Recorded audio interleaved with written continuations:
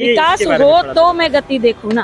पहले तो विकास होना चाहिए, तब उसकी गति निर्धारित करूं। बच्चों को रोजगार नहीं, बच्चों की पढ़ाई लिखाई बेकार हो रही है, युवा यहाँ बर्बाद हो रहे हैं। कैसा विकास है ये इन्होंने कह दिया है कि सबका साथ और सबका विनाश। ये कर दिया है, विनाश वाली सरकार है। पढ़ाई लिखाई करके अपना बेचारा डिग्री जला रहे हैं, डिग्री फाड़ रहे हैं। पर्चा इनका जो पेपर जो होता है वो लीक हो जाता है। ये कहते तो है कि बेटी बचाओ बेटी पढ़ाओ, लेकिन खुद की बेटी को ही न्याय नहीं दे रहे हैं। उनकी बेटी कह रही है आप मेरे पापा है और हम DNA टेस्ट करवाएंगे। नमस्कार, वन इंडिया हिंदी में आप सभी का स्वागत है। मैं हूं पुनीत श्रीवास्तव और मैं इस समय मौजूद हूं गोरखपुर लोकसभा क्षेत्र में।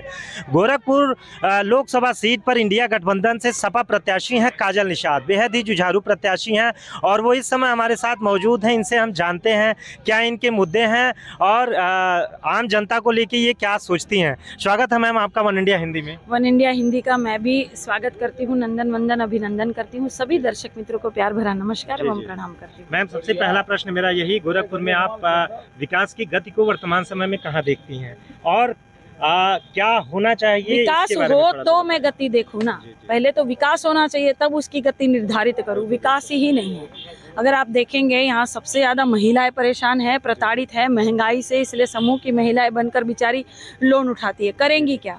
पति को रोजगार नहीं, बच्चों को रोजगार नहीं, बच्चों की पढ़ाई लिखाई बेकार हो रही है, युवा यहाँ बर्बाद हो रहे हैं। कैसा विकास है ये कहते थे सबका साथ और सबका विकास। ये इन्होंने कह दिया है कि सबका साथ और सबका विनाश।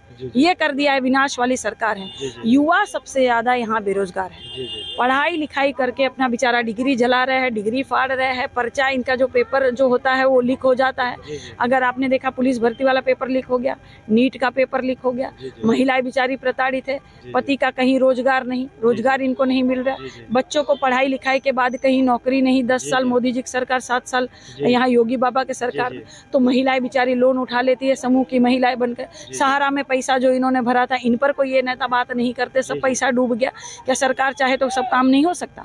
सरकार ने सभी को यहाँ, हर तबका को यहाँ परेशान करके रखा है, चाहे अधिकारी हो, चाहे कर्मचारी हो, व्यापारी हो, चाहे महिलाएं हो, बच्चियां हो, नौजवान साथी हो, जवान हो, किसान हो, मजदूर हो, मजलूम हो, हर कोई यहाँ परेशान हो चुका है। और सरकार वर्सेस जनता का ये चुनाव लड़ रहा है। काजल निषाद का कोई व्यक्तिगत चुनाव नहीं है, समाजवादी पार्टी का व्यक्तिगत चुनाव नहीं है। जनता चुनाव लड़ रही है और जनता जीत रही है। 1 तारीख को आप देखिए। मैम, क्या मानती हैं अगर स्थानीय स्तर पर देखा जाए, क्या लोकल जो यहाँ की समस्याएं हैं सबसे ज्यादा प्रमुख क्या मानती हैं आप? महिलाएं जो है वो सबसे ज्यादा प्रताड़ित है। मैं वही कह रही हूँ, महिलाओं को कोई रोजगार नहीं, न इनकी कोई पूछे।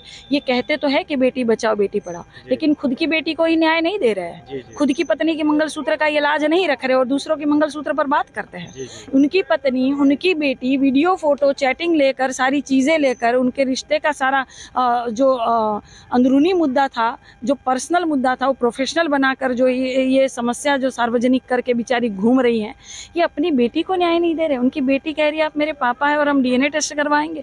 उनकी पत्नी कह रही है कि आप हमारे पति है और मैं आपकी पत्नी हूँ, आपने मुझसे शादी की थी और हम कोर्ट में जाएंगे।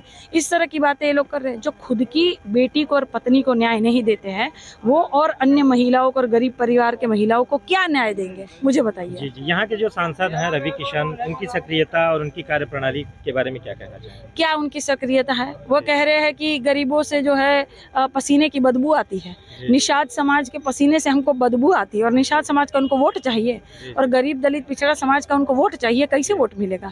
इनके नाम का एक भी पत्थर अगर कहीं लगा हो तो मुझे बता दीजिए। इनके नाम का एक भी पत्थर नहीं है। इन्होंने सांसद निधि कहाँ खर्च की 5 साल में? ये जनता को हिसाब काहे नहीं देते हैं? जनता अगर हिसाब भी मांग रही है, आप जैसे पत्रकारों को मैं धन्यवाद देती हूँ कि आप जैसे पत्रकार सवाल भी पूछ रहे हैं, तो इनका जवाब होता है हर हर महादेव। आप पूछेंगे अपनी बेटी को न्याय काहे नहीं दे रहे हैं, तो कहेंगे हर हर महादेव। हर चीज का जवाब हर हर महादेव कैसे हो सकता है?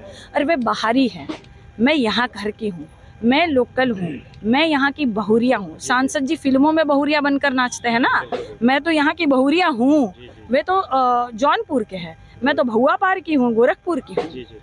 बीजेपी कह रही है कि इस बार 400 से अधिक उनकी सीटें आएंगी। ये कह रही है बीजेपी के 400 पार, तो बीजेपी ये कह रही है कि 400 लहसुन पार, 400 आटा पार, 400 करोड़ तेल पार, ठीक है ना। ये महंगाई की बात कर रही है बीजेपी, कह रही है कि हम आएंगे तो और भी ज़्यादा महंगाई बढ़ जाएगी, हम आएंगे तो लोकतंत्र खत्म होगा, हम आएंगे तो संविधान खत्म होगा, हम आएंगे तो आप कुर्सी पर खटिए पे बैठ नहीं पाएंगे, हम आएंगे तो आप अपनी बात नहीं रख पाएंगे, आप लड़ नहीं पाएंगे, और हम आएंगे तो उसके बाद हम चुनाव भी नहीं करेंगे, डायरेक्ट घोषित कर देंगे लखनऊ से और दिल्ली से कि आपका सांसद है, आपका विधायक है। बीजेपी ये कह रही है, संदेश दे रही है, ये चेता रही है।